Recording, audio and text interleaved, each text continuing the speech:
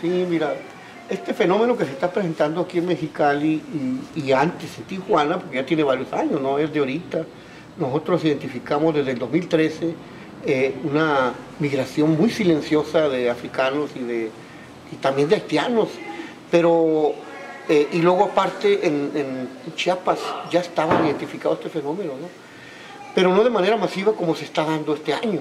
Para nosotros es algo inusitado que en un periodo de junio para acá haya más o menos, según las autoridades, entre 3.000 y 5.000, ¿verdad? Personas que vienen de estos lugares, ¿no?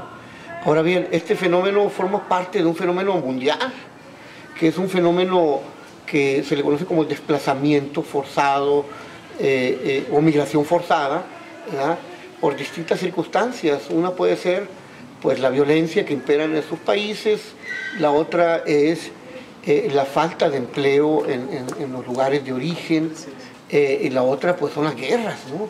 Las guerras que están ocurriendo en varios países del mundo, de tal forma que la ACNUR y otras organizaciones internacionales nos dicen que hay una movilidad de más de 7 millones de personas en el 2015, imagínate. Entonces, es decir, es un fenómeno que está en todo el mundo, no es privativo de aquí de México. México siempre ha sido un país de migrantes, ¿no? Es decir, de origen, de tránsito y ahora de retorno, ¿no? Entonces, esto sí es algo que puede ser inusitado, algo especial, ¿no? El hecho de que estas personas vengan hasta estos lugares. Y estas personas, pues, como lo hemos visto, transitaron por distintos países, algunos donde no hay visa, como digo, no les pidieron la visa, como Ecuador, otros llegaron a Brasil, a Perú, y también por ahí se menciona que algunos ya estuvieron en Costa Rica y en Nicaragua, pero poco a poco en todos estos países de América Latina se han venido restringiendo ya el visado y también la estancia de ellos, ¿no? Entonces ahora su objetivo es cruzar hacia Estados Unidos, pedir una visa, un asilo político, una visa humanitaria o otra figura que les permita poder ir hacia Estados Unidos, ¿no? Entonces, la situación que se está presentando aquí en Baja California es que el gobierno estatal y el federal habían previsto la magnitud de esto, mucho menos las organizaciones civiles, ¿no? Que son las que le están haciendo frente al problema ahora, porque son las que están atendiendo al grueso de la población y sin recursos. Tienen la promesa del gobierno estatal y del gobierno federal de la posibilidad de recibir algunos apoyos extras. Sin embargo, no ha ocurrido esto, ¿no? Es decir, nada más están en puras promesas en la actualidad, ¿no? ¿Qué más quieres que platiquemos? Lo que hemos identificado es que en un principio, fundamentalmente en Tijuana, en los albergues como Madre Asunta, que fue donde llegó el grueso y estuvo llegando, y después el albergue de la Casa de Tijuana, el albergue de Tijuana y el Ejército de Salvación, la gran mayoría de esta población provenía de Haití, aunque muchos de ellos decían que eran africanos, ¿verdad? En realidad, digamos, se les interrogaba de una manera más específica, pues resulta que eran de Haití, ¿no? Más del 80 o 90% eran de Haití.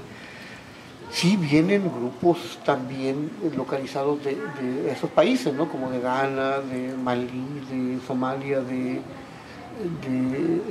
Congo, ¿verdad?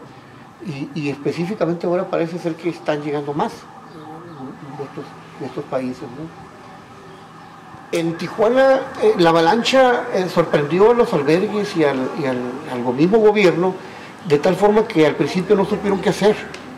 El Estado mexicano le entró, pero luego se replegó de una manera sorprendente porque vio que eran muchas personas extranjeras y no quisieron comprometerse más allá, ¿verdad? El Instituto Nacional de Migración, por ejemplo, al principio su intervención fue ordenar un poco las filas que había en Tijuana, establecer alguna comunicación con las autoridades estadounidenses para que se les dieran números o pases para que esto fuera más ordenado, Sin embargo, poco a poco se replegó. También el municipio de Tijuana, al principio le entró y después consideraron ellos que no era competencia y entonces también se replegaron.